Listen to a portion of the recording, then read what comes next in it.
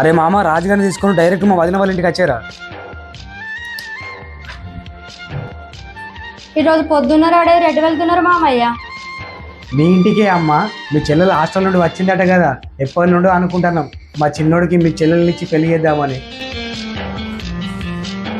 మీరు ఏం మాట్లాడుతున్నారు మామయ్య? మీ వానికి మా చెల్లని ఇస్తామని మీరు ఎలా అనుకుంటారు?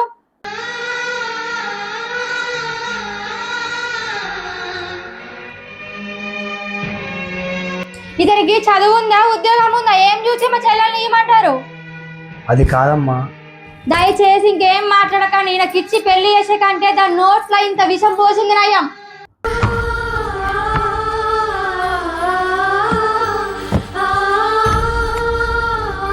దయచేసి ఇంకేం మాట్లాడకండి. ఈయనకిచ్చి పెళ్లి చేసే కంటే దాని నోట్స్లో ఇంత విషం పోసింది నయం.